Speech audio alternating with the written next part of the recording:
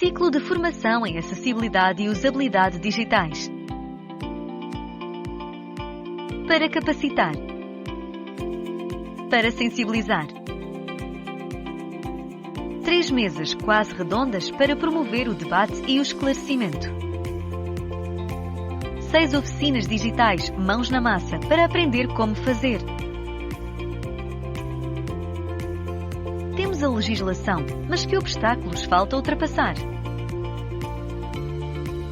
Melhorar a acessibilidade e usabilidade dos serviços digitais, dos sítios web, das aplicações móveis, dos conteúdos e das próprias tecnologias de apoio. A transformação digital é a oportunidade.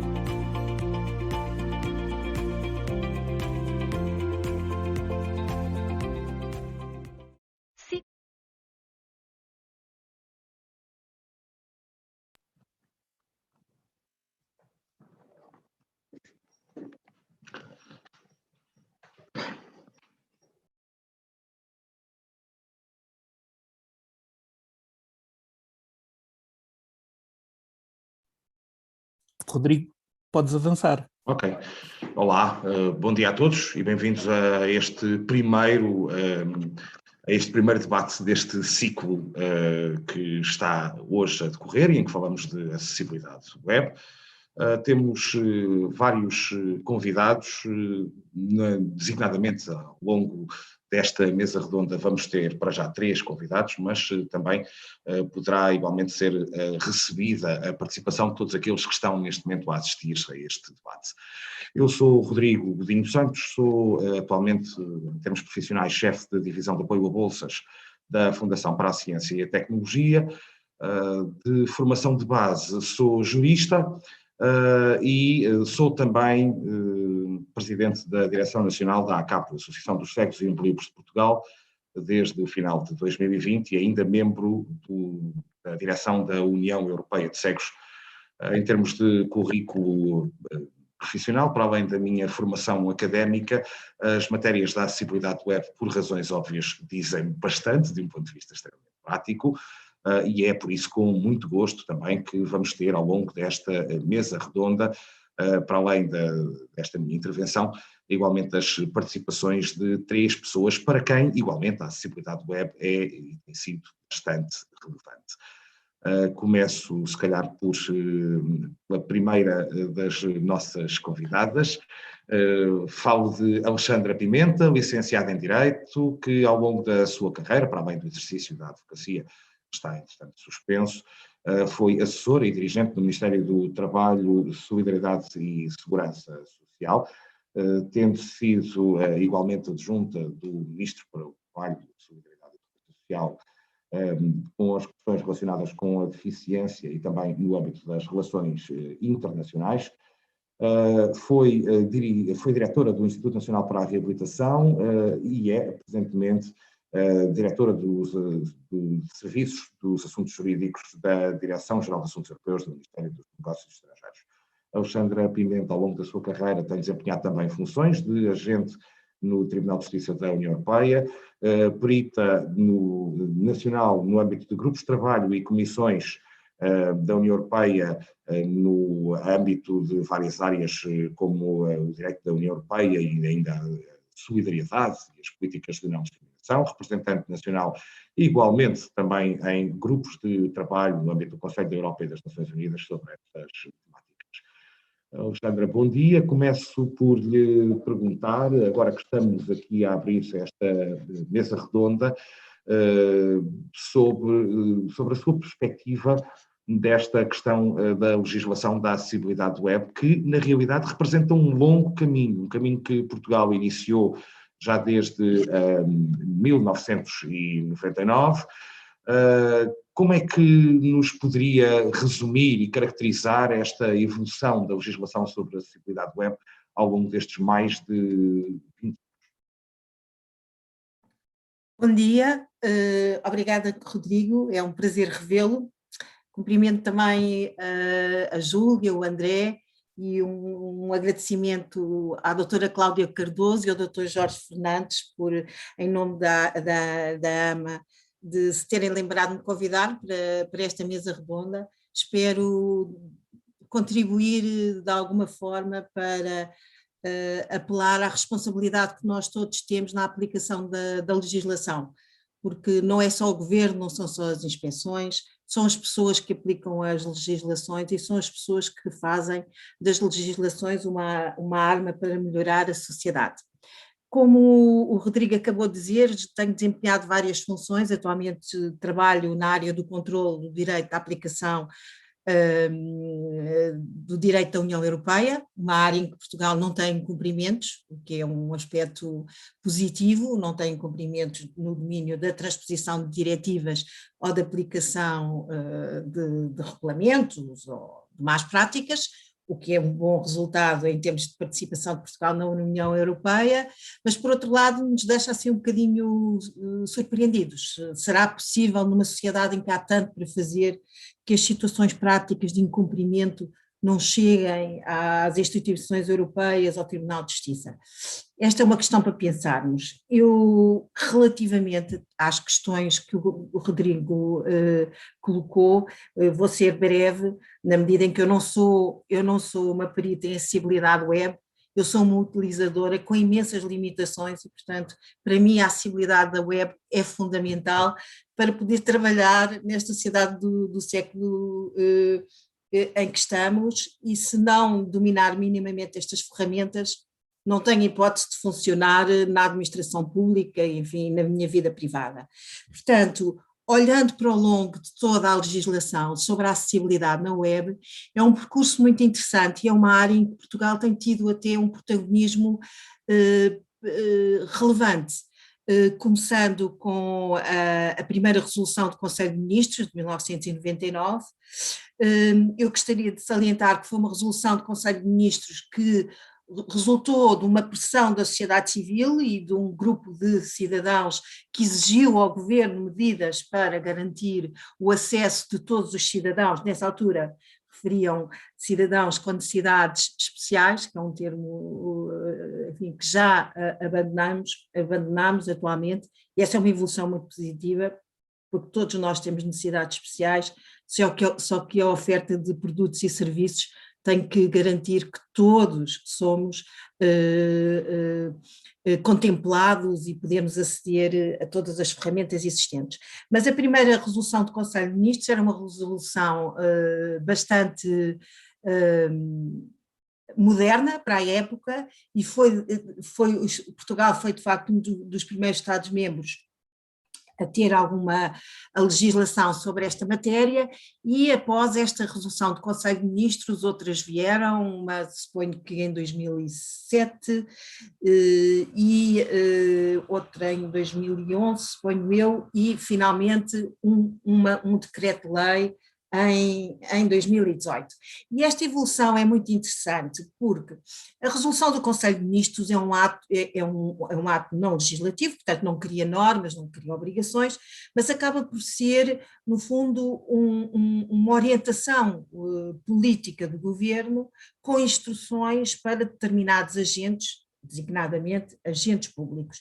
E o traço comum destas resoluções do Conselho de Ministros é que todas elas se destinam à administração pública, sendo que começaram por uma concepção da administração pública mais modesta, primeiro um pouco centrado na administração pública central, depois foram sendo abrangidas outras entidades públicas e finalmente com o Decreto-Lei 2018 o conceito de entidades públicas é extremamente amplo e inclui até os estabelecimentos de ensino, quer privados, quer públicos, e que estão obrigados a cumprir os requisitos da acessibilidade do Decreto-Lei. Portanto, só aí há uma evolução extremamente positiva em termos de âmbito de aplicação. Ou seja, há a concepção de que os requisitos de acessibilidade não devem ser impostos só a entidades públicas. É difícil ao Estado impor estas obrigações aos privados, por razões relacionadas com a competitividade, com os encargos administrativos, com a própria concorrência. Mas é um sinal e a tendência é que os requisitos da acessibilidade serão aplicáveis a todas as entidades públicas ou privadas. Por umas razões ou por outras, não poderá deixar de ser assim. As entidades públicas, porque, no fundo, asseguram o serviço público e garantem a realização do interesse público, e as entidades privadas, porque aqui há um negócio e há uma questão de concorrência e de competitividade, é que as entidades privadas não serão alheias, nem irão desperdiçar estes recursos. Portanto, nestas resoluções, várias resoluções do Conselho de Ministros, temos esta evolução relativamente ao âmbito. Depois, todas as resoluções dos Conselhos de Ministros que definiram requisitos sobre a acessibilidade têm características muito comuns que eu acho que é interessante salientar. Por um lado, são todas destinadas a todas as áreas da administração pública. Portanto, há sempre uma preocupação de garantir a acessibilidade numa abordagem transversal.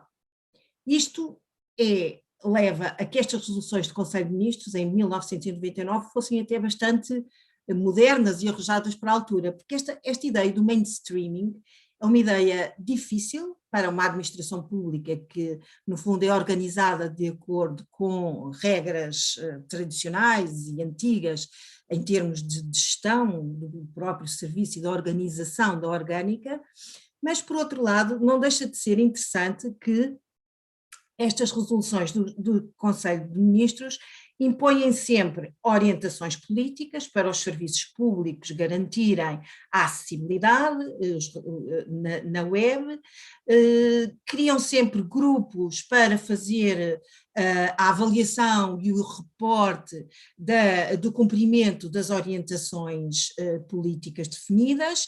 É interessante que a primeira entidade que teve esta função de controlo e de monitorização foi o Ministério da Ciência e da Tecnologia, e com a segunda resolução do Conselho de Ministros, em 2009, suponho eu, esta competência passou para a Presidência do Conselho de Ministros e para a AMA. E bem, porque a AMA que é o cerne da modernização informática e digital da administração pública. Portanto, acho que essa opção foi uma opção estratégica que foi definida já há bastantes anos e que tem sido mantida, e é importante referir que a AMA é de facto a entidade que poderá melhor aplicar estes requisitos da acessibilidade, avaliar o seu cumprimento e ponderar adaptações, alterações sobre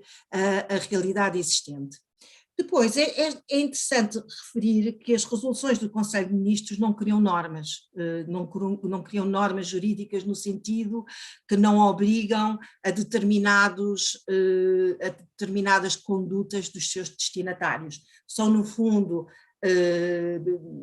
enfim, orientações de atuação política, que devem inspirar os serviços públicos, que os devem comprometer a atingir determinados objetivos, mas de facto não criam direitos subjetivos no sentido de, se o serviço tal não cumprir esta orientação, eu posso ir ao tribunal e pedir que condene este serviço ou lhe aplique uma sanção por incumprimento. A resolução do Conselho de Ministros não tem conteúdo normativo. Isto é interessante também ver como nós, ao longo dos anos, destes 20 anos, tivemos tantas resoluções do Conselho de Ministros relacionadas não só com os requisitos da acessibilidade na web, mas também com a garantia dos direitos das pessoas com deficiência. Estou-me a lembrar, por exemplo, dos planos de ação para a inclusão das pessoas com deficiência, das estratégias nacionais para a deficiência, que são instrumentos políticos extremamente interessantes, se nós lermos os enquadramentos, mas que no fundo eram grandes orientações da política pública para mobilizar a administração pública na persecução de determinados objetivos. Com o decreto-lei que transpôs a Diretiva 2016 relativa à acessibilidade na web, passou-se a garantir esta obrigação de uma forma jurídica, ou seja, cria-se uma obrigação das entidades públicas, em sentido muito lato, cumprirem os requisitos da acessibilidade. Portanto, aí há uma evolução bastante interessante.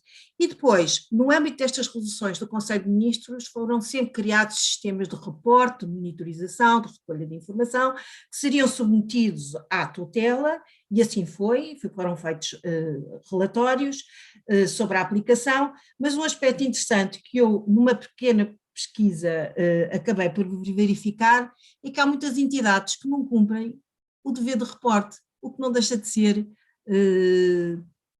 enfim, intrigante, quanto mais não seja, ou seja, há a obrigação de reportar, há uma entidade que recolhe a informação para produzir o relatório, mas quando contacta as entidades que são obrigadas a enviar informação, estas entidades não enviam informação. Aqui há uma questão de incumprimento generalizado de uma orientação política, não é, como eu disse, uma obrigação jurídica, mas é uma obrigação de funcionamento das entidades públicas.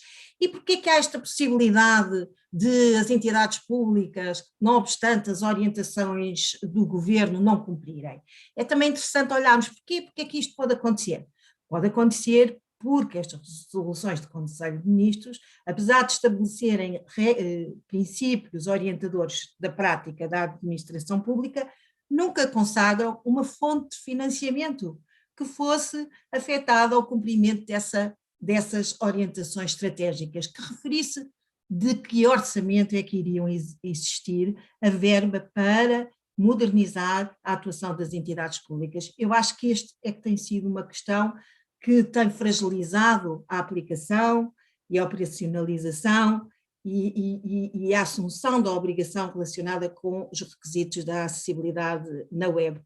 Tem falhado esta questão de, mesmo numa resolução do Conselho de Ministros, referir qual é a entidade que deverá disponibilizar uma forma do seu orçamento para ir implementando estes requisitos. Portanto, há aqui esta fragilidade da resolução, das resoluções dos Conselhos de Ministros e, portanto, acho que é muito por essa razão que a evolução se tem feito, mas não tem sido tão ambiciosa como deveria ser, como deveria ser e como tem que ser. Portanto, esta evolução legislativa tem sido bastante interessante, tem sido, do ponto de vista da orientação política, tem sido constante ao longo dos vários ciclos de governo.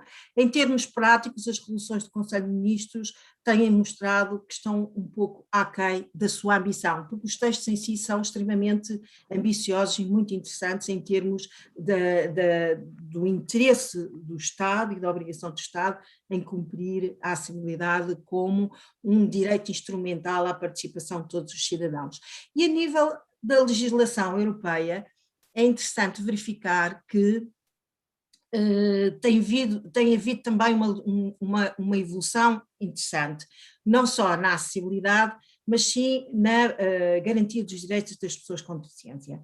E eu, relativamente a este ciclo das resoluções dos Conselhos de Ministros e ao novo regime do decreto-lei que transpôs a diretiva sobre a acessibilidade na web, gostaria de focar aqui um ponto que eu achei uma evolução legislativa que não está diretamente ligada com a acessibilidade, mas que para mim é extremamente importante, que é a lei sobre contra a discriminação, que proíbe e pune a discriminação com base na deficiência. É uma lei extremamente estrutural, cria um mecanismo de fiscalização e tem um regime sancionatório e é extremamente importante para ser um instrumento a utilizar por quem não consegue aceder a um site público ou a uma transação online com um serviço público por não lhe estar garantida a acessibilidade. Portanto, acho que no âmbito da tutela dos direitos fundamentais, esta lei e o decreto-lei que a regulamenta é extremamente importante em termos de instrumento para a defesa dos direitos subjetivos das pessoas com deficiência. E depois, a nível da União Europeia, a legislação tem evoluído. É interessante referir que a deficiência enquanto fator de discriminação só aparece nos tratados a partir de 1997, na sequência do Tratado de Amsterdão e do artigo 19, portanto anteriormente não era identificada como uma situação específica, e a partir desse momento a legislação da União Europeia foi evoluindo de uma forma bastante interessante e importante, mas com uma visão muito pouco ainda multidisciplinar, diria eu. Começámos, por exemplo, com a legislação que combate a discriminação no âmbito do emprego, porque era uma área em que a União Europeia tinha uma competência direta, as matérias de emprego, com a Diretiva 2008/78 da Comunidade Europeia, uma diretiva que tem sido extremamente discutida e interpretada pelo Tribunal de Justiça da União Europeia. Eu acho que a vantagem de determinadas matérias passarem a ser reguladas pela legislação europeia é esta atribuição ao Tribunal de Justiça da União Europeia da competência para interpretar sobre a boa transposição, a boa aplicação da legislação que dá cumprimento a essa legislação europeia. É um aspecto em que não há, no geral, muitas situações que cheguem ao Tribunal de Justiça, mas o Tribunal de Justiça tem decidido sempre de uma forma bastante fundamentada e coerente no reforço dos direitos das pessoas com deficiência e principalmente nos combates a todas as discriminações. E depois desta legislação do emprego, tivemos em 2006, 2007, 2010 e 2011 os regulamentos relativos aos direitos das pessoas com deficiência e mobilidade reduzida nos transportes. Começámos pelos transportes aéreos, transportes ferroviários, transportes marítimos e fluviais e finalmente alguns transportes rodoviários. Portanto, há esta legislação que regulamenta estes direitos à assistência, à informação, a um tratamento que permita às pessoas usufruírem destes serviços e, portanto, é um bloco de legislação extremamente importante também na evolução daquilo que é a acessibilidade, e estes regulamentos deparam-se muitas vezes com os problemas que vão ser resolvidos, terão que ser resolvidos agora quando falamos no decreto de 83 de 2018 que transpôs a diretiva relativa aos requisitos da acessibilidade na web, que é o seguinte: as pessoas têm que poder comprar os bilhetes nas máquinas automáticas das estações, as pessoas têm que conseguir fazer o check-in nas máquinas que estão nos terminais. E esta é que é as áreas em que, não obstante haver legislação que garante os direitos destes passageiros, são áreas em que a intervenção é necessária e será obrigatória no futuro. Portanto, esta regulamentação é uma evolução também bastante interessante e importante para as pessoas. Depois temos também um ciclo de fundos europeus, de fundos estruturais e de investimento, em que o combate à discriminação e as acessibilidades são um fator transversal da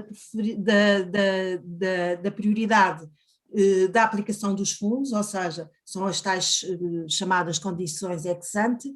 Os investimentos nas áreas de investimento público têm que garantir a igualdade de oportunidades e estas questões de acessibilidade. E recentemente temos a evolução mais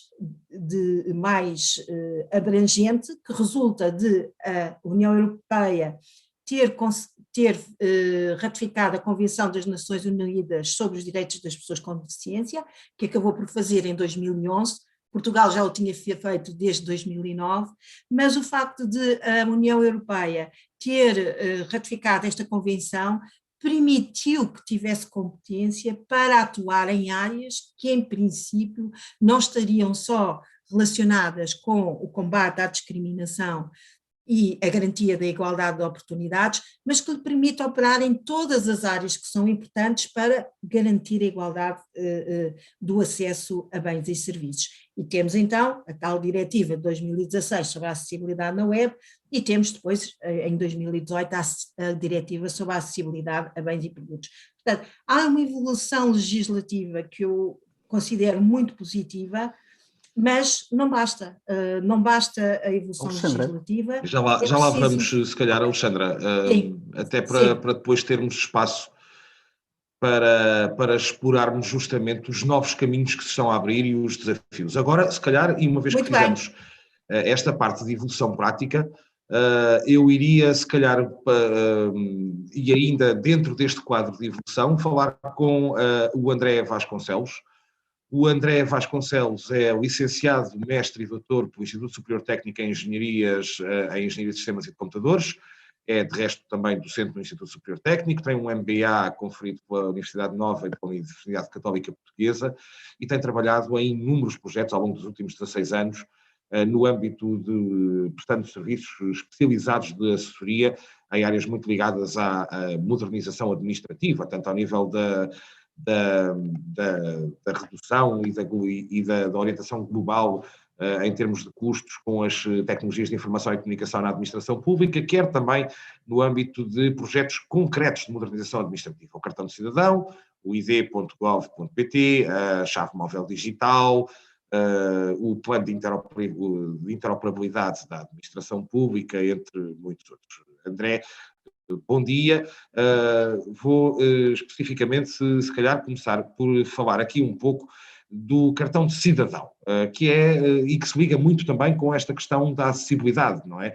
Enquanto o documento de identificação que está disponível e que permite esta identificação multicanal. Para já vamos talvez saber como é que surgiu o cartão de cidadão e de que forma é que têm evoluído as formas de autenticação que estas novas tecnologias têm permitido. Muito bom dia a todos, cumprimentar os membros deste painel e também a audiência. Obrigado pela pergunta, Rodrigo. Então, dar um enquadramento rápido de, se calhar, um bocadinho do como é que chegámos aqui, não é? E para a seguir podemos endereçar o tema especificamente do cartão. Portanto, efetivamente, o cartão de cidadão surge em 2007 como, enfim, um documento que vem juntar fisicamente vários documentos que trazíamos na carteira, como muitos de nós estão certamente lembrados, e tem que trazer essa usabilidade, eu diria, física adicional, de eu poder ter a carteira um bocadinho mais leve e com documentos que muitas vezes não estavam normalizados, não é? Com diferentes tamanhos e assim, e com questões de segurança também que muitos desses documentos tinham. Eu diria que é um bocadinho essa vertente física associada ao próprio cartão de cidadão. Mas foi pela primeira vez, eu diria, introduzido um mecanismo transversal, nacional, de identidade digital. Portanto, colocámos, não é, em poucos anos, na carteira da generalidade da população, um mecanismo de identidade digital, nomeadamente o facto de o cartão ter um chip com certificados de autenticação e de assinatura digital qualificada, permite-nos que, hoje em dia, toda a população, genericamente, tenha esse meio no seu bolso. Portanto, esse é um meio de autenticação seguro. Portanto, se compararmos isto com outros meios de autenticação, identificação, como as redes sociais, o tesouro e password, que são meios fracos, que não identificam de forma forte a pessoa e podem ser alvos de diferentes ataques, e, portanto, é um meio, esses meios mais fracos, que servem para determinadas finalidades. Mas quando precisamos ter a certeza que é mesmo aquele cidadão que está do outro lado da linha, precisamos de meios de identificação, meios de identidade fortes. É o caso do cartão de cidadão, que foi lançado em 2007. O cartão de cidadão trouxe esta usabilidade adicional do ponto de vista físico, tem um conjunto de mecanismos, relacionados com a acessibilidade. Passo dois exemplos. O próprio cartão fisicamente tem micro-relevo, por exemplo, os iniciais CC estão gravados em braille no topo, poder ser facilmente identificado que se trata deste documento, ou as cartas que são enviadas para casa, se os cidadãos solicitarem, podem ser enviadas em branco com os códigos PIN e assim. Há um conjunto de mecanismos que foram desde o momento zero, portanto, a falar em 2007, tidos em consideração. No entanto, na vertente digital, o cartão não foi o sucesso que nós estávamos à espera. Porque apesar de estar no bolso de toda a gente, a sua utilização é baixa, face às nossas expectativas, pelo menos. E, portanto, temos um nicho da população que usa efetivamente o cartão de cidadão, mas eu diria que o público em geral não usa digitalmente. Portanto, isso foi um bocadinho também um motivo que nos levou em 2014, houve o governo em 2014 e em 2015, a lançar a chave móvel digital, que vem precisamente a principal motivo, enfim, que nos parece que surge a chave móvel digital, é este foco no utilizador, na experiência do utilizador, onde parece que inclui também, obviamente, os temas da acessibilidade.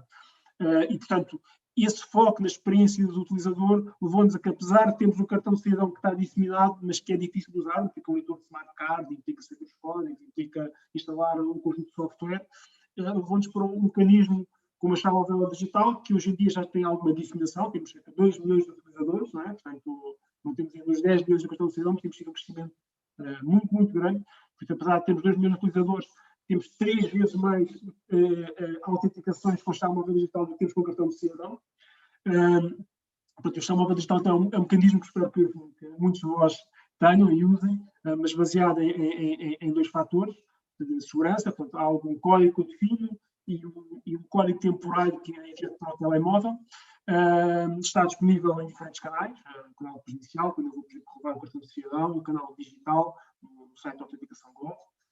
Brevemente já foi aprovada a alteração legislativa por parte da Assembleia da República e o Governo está em vias de legislar para poder ser também ser obtida por outros meios, por videoconferência, por ser obtida através de biometria, através de uma app da Autenticação Gov, em que o cidadão pode descarregar e, enfim, faz um processo de registro usando biometria, enfim, recolhendo a sua imagem facial, recolhendo o seu cartão de cidadão, e com isso pode ficar como chave móvel digital em poucos minutos.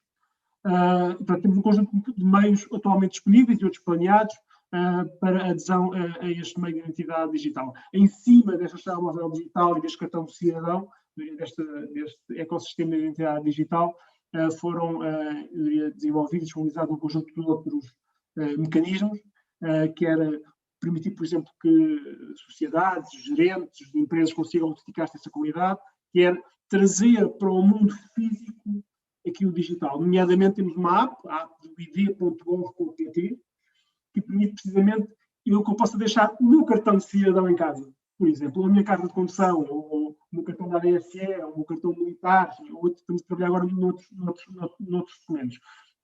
Esta app do id.gov.pt permite, com base na chave móvel digital, eu autenticar-me de forma forte e segura e carregar os meus cartões para o meu telemóvel. E com isso, eu consigo andar no mundo físico com os meus documentos digitais. Tenho que ter os documentos físicos em casa também, tenho que os ter válidos, mas posso só andar com os meus documentos digitais. Para além disso, isto é um dos exemplos, mas obviamente a chave digital é usado hoje em dia, e o cartão de cidadão também, por toda a administração pública, em termos dos serviços digitais, e que, enfim, os tempos que vivemos, esperemos que terminem brevemente, mas de pandemia, os tempos que vivemos são extremamente, obviamente, importantes, esta acessibilidade aos serviços digitais, e onde a identificação digital é obviamente central, e por isso temos hoje meios, como o caso do cartão, eu diria mesmo sobretudo a chave móvel digital, que nos permitem aceder ao portal do SNS, ou nos permitem aceder às finanças ou à segurança social, sempre da mesma forma, usando um utilizador, uma password que eu defini, que é enviado para o telemóvel aquela aplicação, o que permite também interagir com privados, permitem-me aceder ao meu home banking, hoje as unidades do home banking têm acesso através da chave móvel digital, ou abrir uma conta bancária. Portanto, eu consigo hoje em dia, em muitos bancos nacionais, abrir uma conta bancária com chave móvel digital, sem videoconferência, portanto, basicamente com uma autenticação, onde vão buscar os dados do cartão do cidadão, se o cidadão autorizar, onde é disponibilizada a morada, onde é disponibilizada a informação da minha identidade patronal, e com isso consigo abrir uma conta bancária. Temos hoje em dia mais de 200 sites e portais e serviços públicos que estão disponíveis através deste meio de autenticação. E, portanto, o cartão de cidadão, evidentemente, foi um dos motores, hoje em dia é um dos motores, eu diria mais de nicho, neste momento, para esta realidade que hoje em dia acontece. E que está a ser, eu diria, acompanhada, também temos europeus, não é? Porque temos europeus, temos, enfim, minha formação, como já foi apresentada, sou engenheiro informático, por isso, mas para dar nota que temos europeus, temos suporte ao que estamos a fazer, temos o Regulamento Europeu 910/2014, que dá suporte precisamente a estes meios que estão disponíveis no contexto nacional e no contexto europeu, não só para a autenticação, mas também para a assinatura, que é algo também extremamente relevante, não é? Hoje em dia eu consigo, com o meu cartão de cidadão e com a minha chave digital, fazer a assinatura eletrónica qualificada, por isso se quiserem a assinatura equivalente a uma assinatura que eu vou anotar e para me reconhecer que efetivamente fui eu que fiz aquela assinatura. E em particular, eu diria, nas temáticas, parece-me, da acessibilidade, que, enfim, está no topo das nossas prioridades, depois podemos falar um bocadinho sobre isso, o que é que temos feito nessa vertente, mas para as temáticas de acessibilidade, a assinatura eletrónica qualificada parece-nos que é central, né? Porque nos permite que pessoas, por exemplo, cegas ou pessoas com outras dificuldades, consigam efetivamente ver, se quisermos ler os documentos através das tecnologias de apoio e saberem o que estão a assinar e assinarem efetivamente de forma qualificada esses documentos, no conforto da sua casa, em frente dos seus computadores, com toda a segurança do que estão a fazer, do que estão a assinar, das garantias que lhes estão dadas. E com a vantagem ainda de que essa assinatura qualificada permite, inclusive, não só reconhecer a própria pessoa, como a qualidade em que assina, não é? Se assina como membro de uma empresa, como trabalhador, como o que seja, o que é, sem dúvida, um passo adicional também de transparência para quem lê documentos. Ora, ler documentos é também uma das grandes mais-valias de toda esta temática da acessibilidade web, poder lê-los de forma universal, em vários sítios, para vários públicos e de várias formas. É um princípio que está consagrado na Convenção das Nações Unidas sobre os Direitos das Pessoas com Deficiência e é também um princípio, creio eu, muito caro à Pais em Rede. É nesse contexto que surge neste debate Júlia Serpa Pimentel, é doutorada em Psicologia do Desenvolvimento e da Educação pela Faculdade de Psicologia da Universidade do Porto. Desde 1972 que é psicóloga e entre 73 e 98 trabalhou muito próximo com instituições da área da segurança social, sempre em contextos ou em contextos muito relacionados com crianças e também as suas famílias, e em particular com crianças em risco e crianças com deficiência.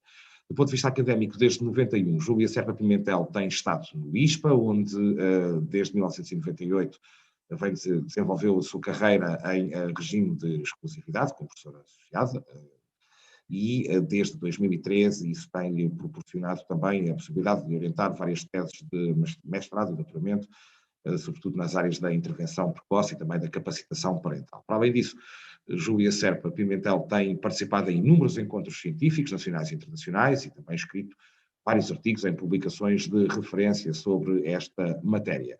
Desde 2009, o seu percurso está também ligado ao associativismo, através da Pais em Rede, de que vou convidar Júlia a falar-nos dentro de alguns segundos, só para dizer que é no âmbito deste percurso e depois de ter colaborado em vários projetos e organizado vários projetos no âmbito da própria Pais em Rede desde 2019, desde abril de 2019, Júlia Serpa Pimentel é também presidente da Associação Pais em Rede. Júlia, bom dia.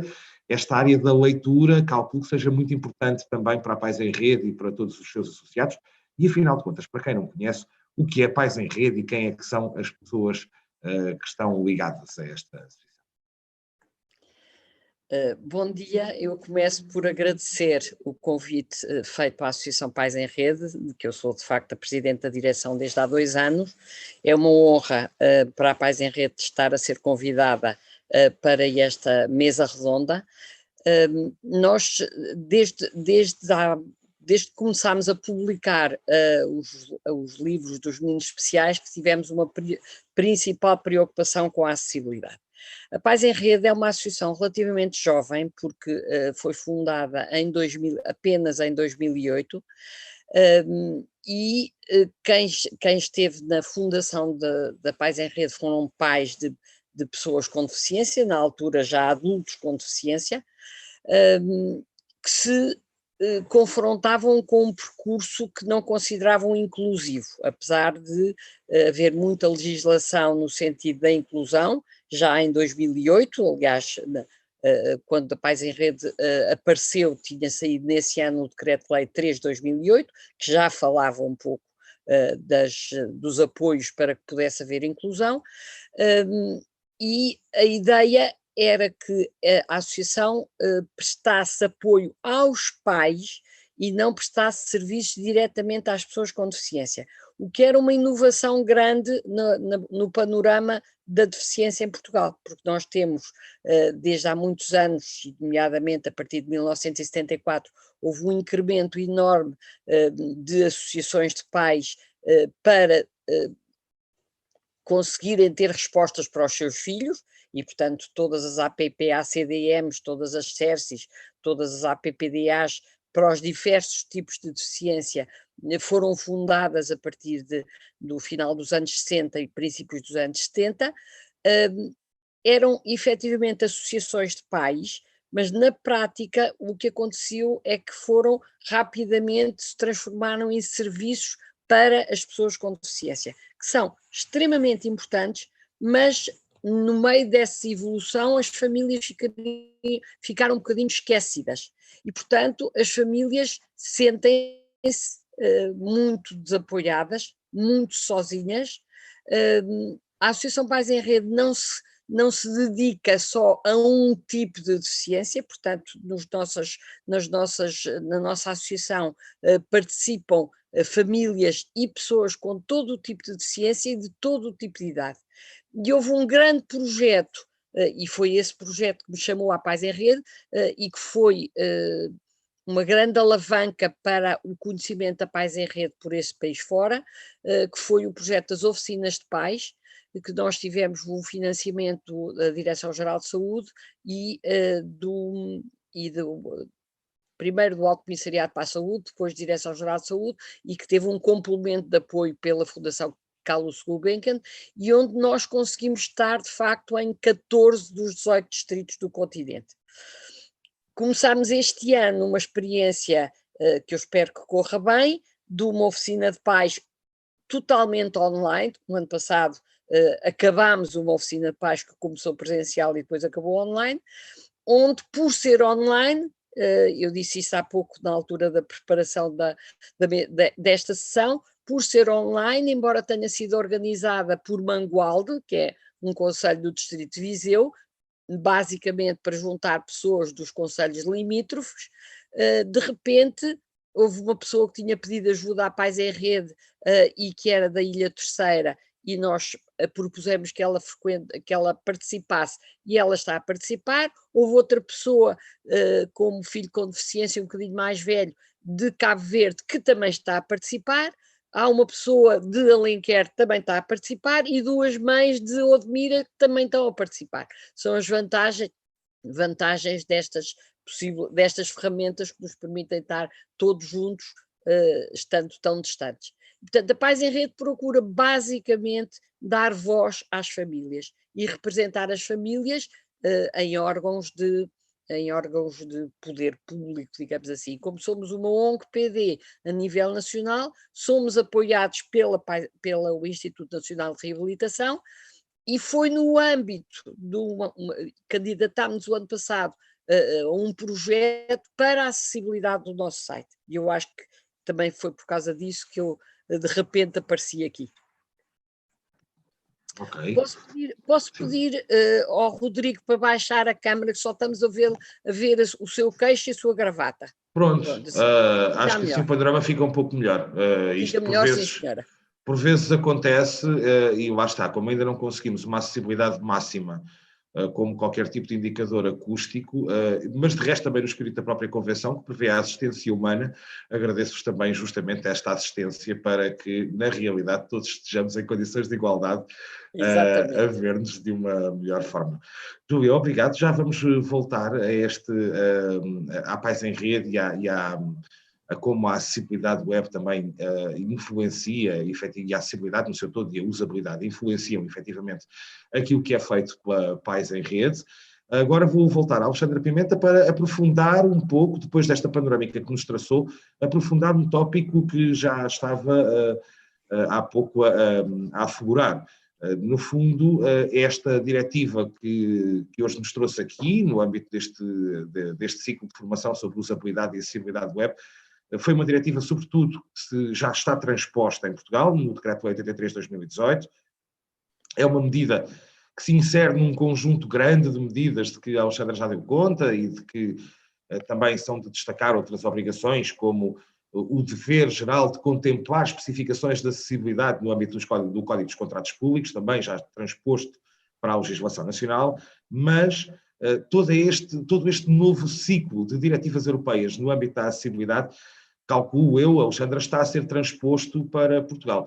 De que maneira, como é que está a decorrer esta transposição da designada Lei Europeia da Acessibilidade eletrónica, como é que isto tudo se articula e quais é que são, no fundo, os grandes desafios desta transposição? Obrigada, Rodrigo. Vou tentar ser breve, porque eu, quando falo destas questões, fico muito entusiasmada e perco a noção do tempo. Mas somos dois, eu compreendo perfeitamente. São matérias muito mobilizadoras, mas relativamente à transposição das diretivas na área da acessibilidade e em todas as diretivas que têm alguma influência relativamente à acessibilidade na web, Portugal tem transposto a legislação corretamente, dentro dos prazos de transposição e, portanto, não tenho nada a assinalar no âmbito do controle, da má aplicação ou no desvio da transposição.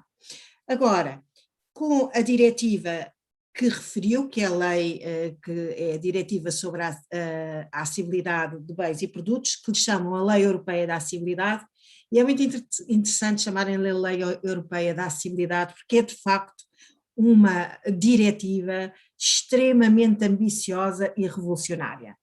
É uma diretiva que já foi publicada, que deverá estar transposta em termos de legislação até junho de 2022, apesar de a legislação poder só começar a ter efeitos a partir de 2025.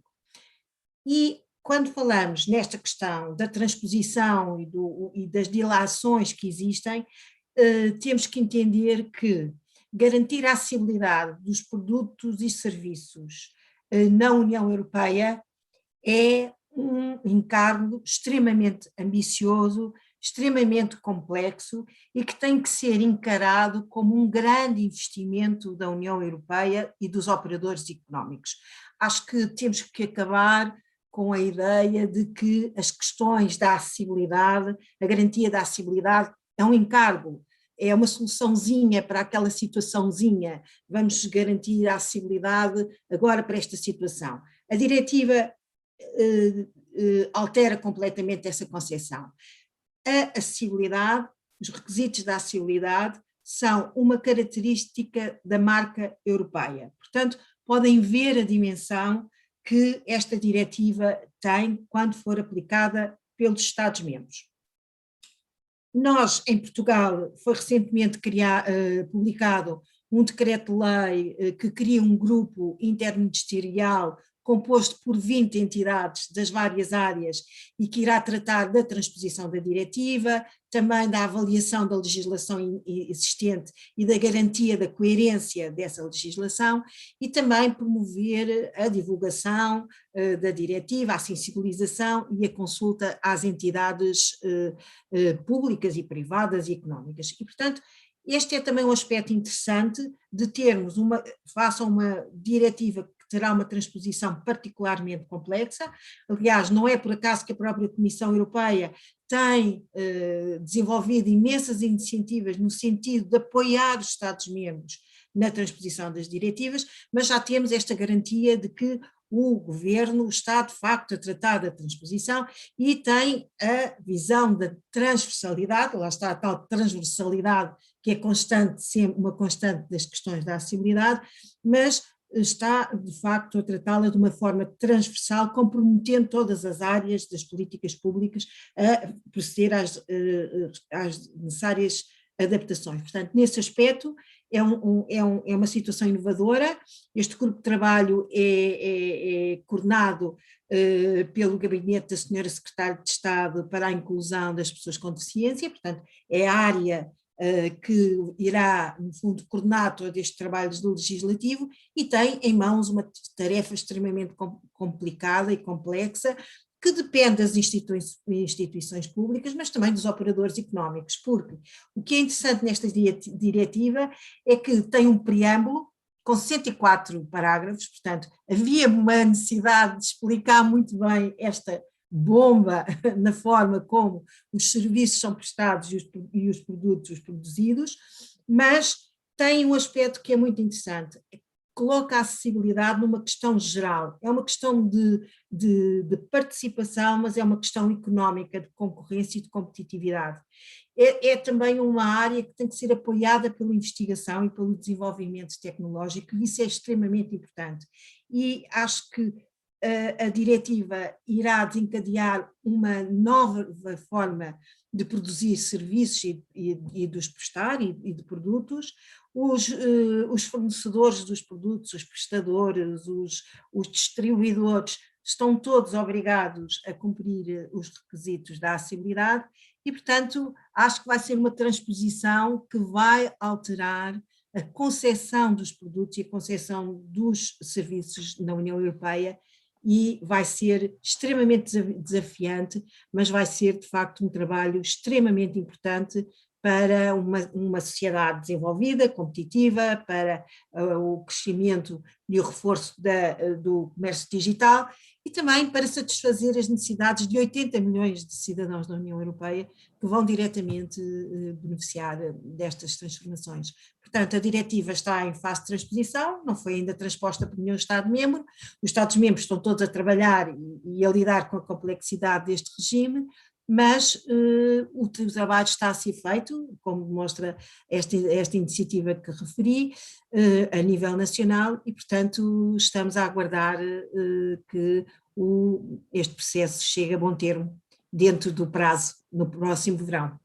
Muito bem, obrigado por este estado da arte e também por estes desafios que se colocam à transposição.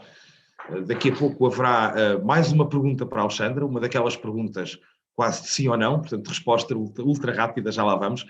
Mas antes, um dos temas que também tem sido caro para a União Europeia tem sido o da privacidade e da segurança dos dados. E calculo que, lidando com uma temática tão sensível como os sistemas de autenticação, a preocupação constante com a segurança dos dados e, ao mesmo tempo, com a usabilidade tenha sido uma conciliação que pode ser, às vezes, até um pouco um quebra-cabeças para o André. André, isto é assim? Como é que se compatibilizam estes dois requisitos e, ainda assim, se compatibiliza tudo isso que se está a fazer em Portugal com as boas práticas no âmbito não só da União Europeia, mas também no resto do mundo?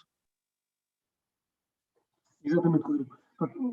Um dos motivos pelos quais é importante termos um mecanismo de identidade digital forte é precisamente esse balanço entre a segurança e a acessibilidade e usabilidade. Senão eu diria que estávamos satisfeitos, não é, em usar um utilizador e uma password ou as redes sociais que nos garantem uma usabilidade interessante, eu diria boa, mas uma segurança, eu diria, não tão boa, eu diria, desadequada para muitos serviços privados e públicos. E, portanto, esse balanço entre segurança e experiência do utilizador, usabilidade, acessibilidade, eu diria que é o nosso dia-a-dia. Voltando um bocadinho ao exemplo que dei há pouco, que é o exemplo real, e eu passei por ele, eu diria, fui um dos coautores, para tudo que tem de bom e de mau, que é o cartão de cidadão. Portanto, o cartão de cidadão foi esse exemplo vivo, não é, de balanço entre usabilidade, experiência do utilizador e segurança, que me parece na componente digital pendeu mais para a segurança, não é? E assegurámos que toda a gente tinha um mecanismo altamente seguro, mas que depois não era assim tão fácil de usar diria, pela população comum, não é? Com ou sem necessidades específicas, especiais, mas não teria simples de utilização. E foi, eu diria, nesse contexto, precisamente, onde surge a chave digital, não obstante a maioria dos mecanismos que o cartão de cidadão, que já referi, que não vou voltar a referir, de acessibilidade, que estão inerentes do ponto de vista até mais físico. Esse balanço entre a segurança e a usabilidade levou-nos a que a chave digital e o próprio ecossistema de identidade digital, assim, tenha como marco forte a autenticação Golf, tenha desenvolvido um conjunto de mecanismos, por exemplo, na vertente da assinatura digital, que eu consiga, por exemplo, na aplicação que disponibilizamos, que o utilizador consiga fazer tudo com o rato, obviamente, mas consegue fazer tudo também com o teclado, desde selecionar o tipo de assinatura que quer fazer, posicionar a assinatura, decidir que a assinatura digital não vai ficar visível, mas não ser uma sua eletrónica qualificada. E, portanto, tudo isso está disponível nessa aplicação desktop, autenticação Golf, mas também na vertente web. Portanto, tivemos um reforço na vertente web, que é mais usada, sobretudo no processo de autenticação, em ter um conjunto de mecanismos que asseguram, eu diria, a elevada acessibilidade, reconhecida pelo seu ouro, enfim, dado pela AMA, por outra equipa da AMA, liderada pelo Jorge, pela Cláudia, mas que nos garantem precisamente que houve um conjunto de preocupações ao longo do desenvolvimento, que são coisas básicas hoje em dia, não é? Desde assegurar que o menu de navegação está estruturado com uma lista de opções, ou assegurar que é possível eu andar a navegar entre várias opções, subopções do menu com o rato ou então com o teclado, ou que os headings, não é, da página são devidamente identificados, não é? Os subtítulos, ou ir para o campo e fazer testes com utilizadores, quer utilizadores com necessidades específicas, quer utilizadores com outras necessidades ou sem necessidades específicas. Portanto, tudo isso faz hoje em dia parte do nosso mindset, das nossas atividades normais no processo de implementação e de evolução de uma aplicação. Assegurar essa compatibilidade e essa possibilidade de utilização alargada por toda a população e essa verificação depois da implementação junto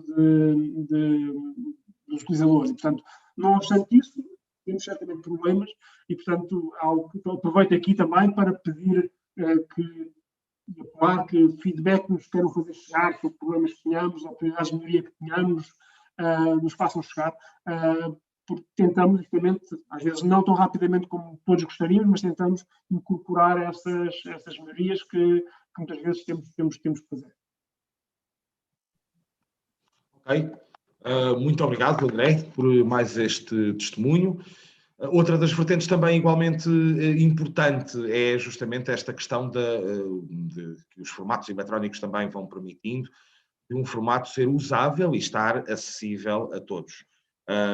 A esse respeito, volto à conversa com a Júlia Serpa Pimentel, que tem, conforme nos contava há pouco, tem sido também uma das preocupações da Pais em Rede, esta questão da preocupação com um livro que esteja plenamente inclusivo. De que maneira é que estas diretivas e estas novas normas e este novo paradigma pode contribuir e que importância tem, no fundo, estas novas regras para os associados da Pais em Rede, Júlia?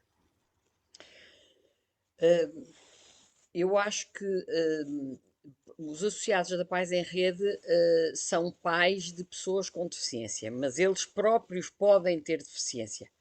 E, portanto, para nós é importantíssima. A nossa grande área da deficiência é a deficiência intelectual, e nesse sentido nós temos a preocupação de tornar todos os nossos conteúdos o mais acessíveis possível à população que tenha algum tipo de dificuldades. Ainda não estamos nem de perto nem de longe no ponto em que queremos estar. O site tornou-se acessível relativamente à leitura fácil, etc. Portanto, houve uma técnica que nos ajudou e que nos testou o site e que o tornou mais acessível, mas, por exemplo, na coleção dos livros dos meninos especiais, logo em 2014, nós lançámos um livro que era a propósito de uma rapariga surda-cega. E nessa altura conta com a FCT para percebermos de que forma é que era possível que pelo menos aquele livro estivesse acessível e tivesse em braille. Não foi possível, até porque as edições são de facto muito caras. Se não tivesse sido a pandemia, eu penso que nós teríamos tido uma articulação com uma associação recente também chamada Bengala Mágica. Nunca contatámos com a ACAPO, é verdade, mas pode ser que esta seja uma boa altura, de uma vez que estou a conhecer o presidente da ACAPO neste momento, seja uma boa altura para fazermos essa parceria. Está naturalmente à vontade. De qualquer forma, o ano passado surgiu uma hipótese que nos pareceu muito interessante, que foi proposta pelo agrupamento de escolas de Santiago do Cacém, que no âmbito da integração de novos professores de educação especial, lançou um projeto chamado 9 livros, 9 professores. E foi pegar, aparentemente são 10 livros, porque quem iniciou esse projeto esqueceu-se de si própria, portanto há de haver mais um 10º livro. Nós temos 15 neste momento, mas a ideia é que eles estão a fazer um trabalho muito, muito interessante de ler os livros, e já aceitaram inclusivamente algumas sugestões que nós lhe demos, no sentido de não ser só uma pessoa a ler, um professor a ler o livro. Portanto, nestes últimos livros já aparecem vozes de miúdos que dão voz ao herói do livro, aos amigos do herói do livro. Portanto, isso pelo menos já facilita o livro, à medida que é lido, é folheado pela pessoa que o está a ler, e portanto isso já ajuda muito miúdos que não sabem ler, evidentemente, portanto, miúdos, a entoação com que o livro é lido ajuda na compreensão às pessoas com menos capacidade intelectual. Portanto, são passos mínimos. Eu nem me atrevo a dizer que são passos, eu acho que nem sequer são passos de pessoa adulta, ainda são passos de criança, mas a nossa preocupação é de facto de que tudo seja acessível. Muito obrigado, é uma preocupação sem dúvida a manter, em linha com todas estas preocupações. Agora, perguntas, abusando desde já também deste tempo acrescido, mas uma vez que a conversa está interessante, eu proponho perguntas muito rápidas, sobretudo à Alexandra e ao André, para depois vermos com os nossos anfitriões como é que estão as coisas nas redes sociais, ou melhor, neste caso, nos comentários e as perguntas que possam eventualmente estar a surgir. Mas vou fazer então umas perguntas muito rápidas para já à Alexandra. Alexandra, diz-se que o Decreto-Lei 83 de 2018, ao prever esta obrigação de uma série de requisitos da acessibilidade web, não prevê mecanismos de sanção. Isto é tudo muito bonito, ok, agora está em Decreto-Lei, mas a verdade é que se alguém não cumprir, não lhe acontece nada. Isto é mesmo assim ou não, Alexandra? Bem, essa é uma situação que é realmente identificada como um certo desvio. Nós temos uma lei, a tal Lei 46 de 2006, que pune e proíbe todas as condutas discriminatórias. E essa lei é sempre aplicável, tem até uma linha que refere a falta de acesso às novas tecnologias como presumindo uma conduta que é discriminatória. Portanto, temos esse quadro legal, tem as sanções, tem as entidades inspectivas, tem o regime todo.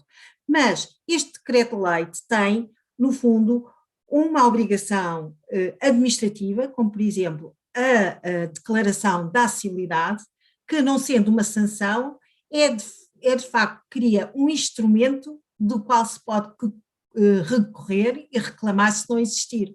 Há muitas formas de sancionar os desvios nas condutas.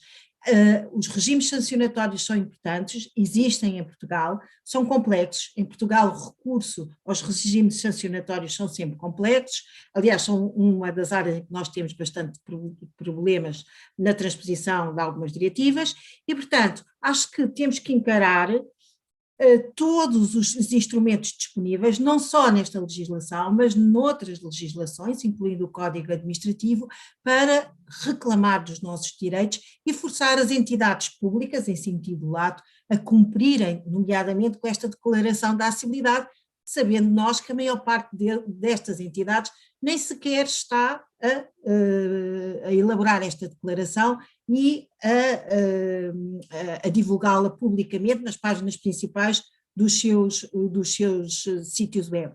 Esta, para mim, é uma forma de inspecionar e é um instrumento que tem que ser aproveitado pelos cidadãos para exigirem o cumprimento dos instrumentos de acessibilidade que garantem os seus direitos fundamentais. E mais não digo, porque este tema levava aqui o dia inteiro, se calhar até ao fim da semana. Temos outro ciclo de formação e capacitação para o exercício dos direitos. Acredito que não apenas para as pessoas com deficiência, mas também muito para estas, naturalmente, inscrevo. Principalmente. Isto deve ser vício de jurista, provavelmente, Alexandra, mas sim, não resisto também a meter esta acha efetivamente na fogueira. Agora vamos meter achas noutra fogueira. André, o artigo 21 da Convenção das Nações Unidas sobre os Direitos das Pessoas com Deficiência prevê que efetivamente a informação me seja disponibilizada nos formatos que eu queira aceder. E há muitas vezes, e isto é uma obrigação que se aplica tanto ao Estado como a entidades privadas, e muitas vezes a questão que se põe é isso, é tudo muito bonito, mas quando eu estou a assinar um documento, eu tenho que saber exatamente que documento é que estou a assinar. E, portanto, não só é útil que ele esteja no formato, mas também é útil que eu possa, por exemplo, com uma assinatura eletrónica, poder assinar e saber exatamente o conteúdo daquilo que estou a assinar, ou seja, poder não só fazer a minha assinatura, como saber exatamente o conteúdo daquilo que estou a assinar. Com a assinatura eletrónica, isto é possível e é garantido, André?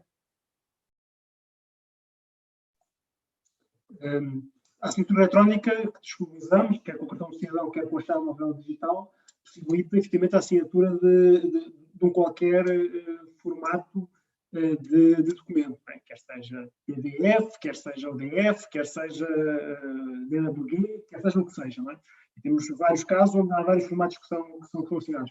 Agora, se o formato em si do documento, portanto, que independente da assinatura que depois é colocada, é um formato mais ou menos acessível, nós não conseguimos controlar. Não é? Portanto, efetivamente, confesso que não sou propriamente especialista em acessibilidade nos formatos dos documentos, okay, mas admito que haja certamente alguns que serão menos acessíveis do que outros. Nós não temos nenhuma limitação na assinatura que é feita e no formato. E, portanto, mas garantir essa primeira parte, depois a assinatura, garante o resto. Certo. Portanto, eu diria que na parte que me toca a mim diretamente dentro da ANA, não consigo fazer a assinatura. Agora, se os formatos todos que são usados são acessíveis ou não sei, se calhar não serão, mas de toda a forma, o próprio facto da assinatura ser legível por máquinas e tudo mais, também, e isto pode e permite garantir que qualquer pessoa, a partir do momento que consegue utilizar a assinatura eletrónica, consegue ver essa sua assinatura e essa qualidade em que assina reconhecidos e reconhecidas de forma automática e acessível. Claramente, em termos da assinatura, garantimos isso. A assinatura é reconhecida, que é qualificada, que é válida, que é legível por quem quer que seja, com ou sem necessidades específicas. O documento em si que foi assinado, o formato que foi assinado, efetivamente, depende do formato que foi usado. Claro. Essa não conseguimos assegurar se é mais ou menos. Temos que trabalhar todos como sociedade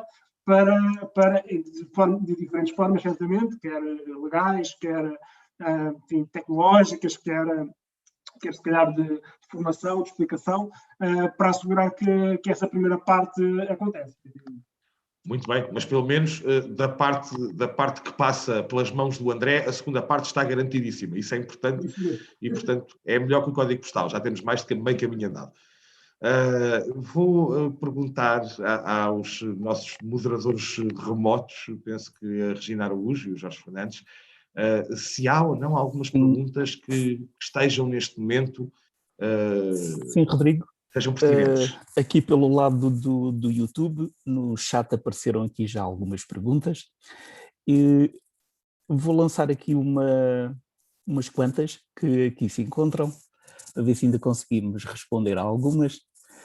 Uma delas vai para o André Vasconcelos, que diz o Helder Martins, com tanta tecnologia e segurança embutida no cartão de cidadão, porque é que as empresas nos continuam a pedir para tirar fotocópias do cartão do cidadão?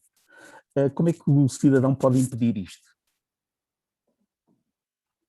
Ok. Essa é uma excelente questão. Efetivamente, existe, mais uma vez, reitero que não sou jurista, mas existe legislação, nomeadamente no âmbito da Lei 7 de 2007, onde não é permitido. Portanto, o cidadão pode simplesmente opor-se a que sejam retiradas fotocópias do cartão de cidadão, até porque a lei assim explicita. Para além disso, existem um conjunto de alternativas, quer seja através da leitura de alguns dos dados através do chip do cartão de cidadão, quer seja através de outros meios. O exemplo é há pouco da app do id.gov.pt, permite precisamente ter o cartão digital no telemóvel e, se for necessário, exportar alguns desses dados, nomeadamente, por exemplo, gerando um PDF assinado pelo Estado português, com alguns dos dados constantes do cartão de cidadão. Imaginem, é necessário o comprovativo da minha morada. É possível na app do id.gov.pt, eu tento o cartão de cidadão lá carregado, exportar um PDF assinado pelo Estado português que indica que o André Vasconcelos tem esta morada e não necessito colocar todos os outros dados que podem não ser relevantes para aquele caso. Ou outros dados, não é?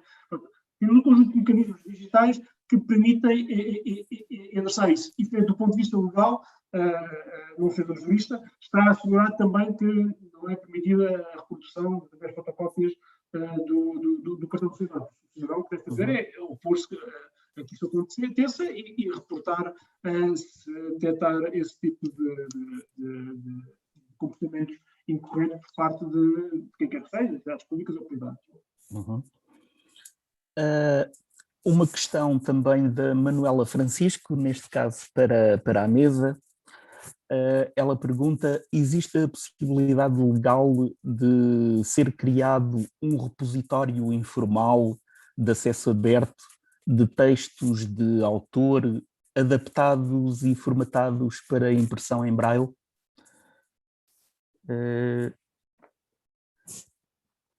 Bom, eu sobre esse particular, aquilo que conheço é efetivamente o que está a ser feito no âmbito do RENOFA, não é? Do Repositório Nacional da Biblioteca Nacional de Obras em Formatos Alternativos. A possibilidade existe, portanto, a nossa legislação permite isto, não é? E efetivamente é algo que já existe, portanto, existe pelo menos há... Não só existe possibilidade legal, como está a ser feito na prática. Exato, existe pelo menos há 8 anos esta parte. Sim, exatamente. E mais do que, ou seja, para além dessa questão da possibilidade de existir legalmente, está efetivamente a ser implementado e já conta com uma série de entidades que aderiram justamente a esse repositório nacional. E, portanto, o caminho é em frente e é fazer mais e melhor, e têm surgido projetos muito interessantes também nessa área, inclusive é de algumas editoras que se começam a interessar pela disponibilização de obras em multiformato, não é? Como para um público comercial e mainstream. E, portanto, essa parte parece interessante. Temos aqui uma outra pergunta do Paulo Ribeiro. Ele divide aqui em duas perguntas até. A primeira é: de que forma se pode incentivar as entidades a cumprir estas obrigações legais? E uma segunda pergunta é: organizações como a Pais em Rede poderiam fazer parte de um forcing, uma pressão, junto das entidades para cumprir as obrigações legais de acessibilidade? Parece-me umas boas perguntas para a Alexandra desenvolver um pouco também esta parte. Bem, eu só vou fazer aqui um breve comentário, depois acho que a Júlia tem muito mais experiência e muito mais conhecimento e prática nestas áreas. Eu acho que sim, acho que temos que pensar que não é só todas estas resoluções do Conselho de Ministros e não só esta legislação prevêem mecanismos de queixa. E os mecanismos de queixa são para ser utilizados por aquelas pessoas que estão a encarar as dificuldades, mas por todas as pessoas. Existe um dever geral de informação. Eu acho que a mobilização dos grupos de cidadãos, das pessoas, todas, não são só aquelas que enfrentam os obstáculos na acessibilidade, são fundamentais para garantir a adoção de normas que possam responsabilizar os serviços públicos e obrigá-los a cumprirem as suas obrigações.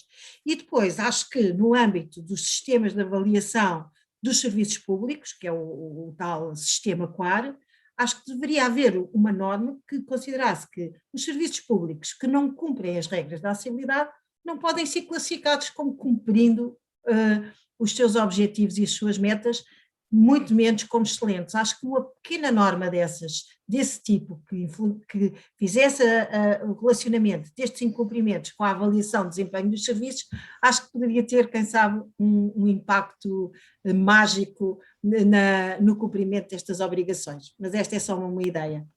Ou então a clássica ameaça para os serviços públicos, que funciona sempre muito bem, que é das cativações adicionais, não é? Essa então é milagrosa. Pena é que raras vezes o legislador a implementa, mas pronto, faz saber porquê.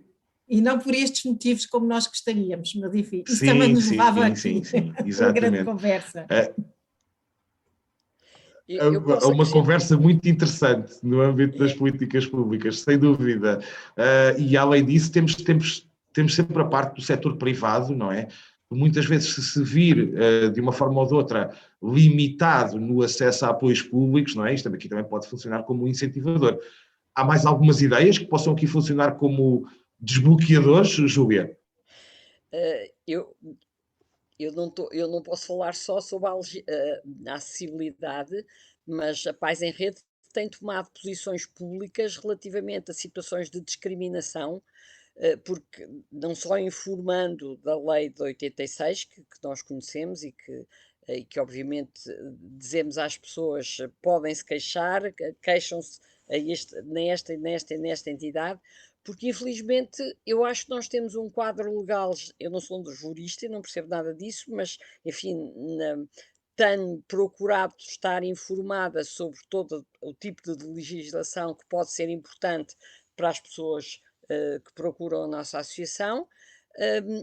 Ainda ontem, por causa de nós fomos convidados também para estar numa entrevista com a OCDE, para avaliar e para analisar de que forma é que está a ser implementada a educação inclusiva em Portugal, e de facto toda a gente concorda que a nossa legislação é muito boa, mas depois a legislação não é posta em prática sistematicamente, não é só na acessibilidade. A legislação da educação inclusiva todos os dias é desrespeitada assintosamente em muitas das nossas escolas.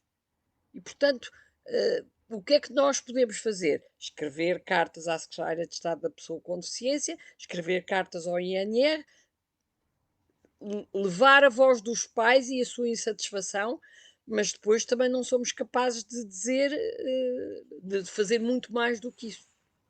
Mas não acho que seja só da legislação da acessibilidade que falta esses castigos. Os castigos estão previstos, as sanções estão previstas na lei de 86 e depois no decreto regulamentar, mas na prática não são postos em causa. Não são postos em prática, desculpe. O que nos leva a uma questão muito interessante e que a Alexandra já tinha tocado há pouco. Lá vem uma vez os juristas e o seu mal feitio, entre aspas, não é? Que é, efetivamente, é muito importante, e acho que isto é consensual. Portugal tem um sistema avançadíssimo, ou bastante avançado em termos de legislação, não é o mais avançado do mundo, mas é um dos mais avançados sobre estas matérias. Falta cumpri-la, o que também pressupõe que falta conhecê-la e falta quem a aplique e quem a faça aplicar, não é? Mas, como disse a Alexandra há pouco, isto era um tema que levantava aqui muito mais discussões utilizáveis e acessíveis, sem dúvida, mas que se calhar já extrapolariam muito o escopo desta ação. Jorge, não sei se há mais perguntas desse lado? Por aqui já estamos cerca de 20 minutos depois da hora. Pois. Estávamos na hora de fechar. Haveria muitas perguntas que ficarão sem dúvida para uma outra ocasião. Obrigado à Alexandra Pimenta, ao André Vasconcelos, à Júlia Serpa Pimentel. Obrigado em meu nome particular aos meus ex-colegas de Fundação para a Ciência e Tecnologia, mas permanentemente, já antes disso, e ainda atualmente amigos, a Cláudia Cardoso e o Jorge Fernandes. Obrigado a todos os demais elementos da AMA que também acolheram este debate. Da minha parte, peço desculpa pelo excesso de tempo que tomamos, além da hora prevista, mas os temas que nos apaixonam são mesmo assim. E estamos a falar de direitos humanos e estamos a falar de pessoas com deficiência. E por isso, da minha parte, agradeço a todos esta ótima oportunidade. Recordo que este é o primeiro de um ciclo grande de debates e de mesas redondas, de um ciclo de debates que se vai prolongar no âmbito desta formação, e deixo o convite para seguirem este ciclo e se ligarem à AMA nesta transformação digital, porque quem ama a acessibilidade não pode deixar de estar com estas preocupações. Obrigada.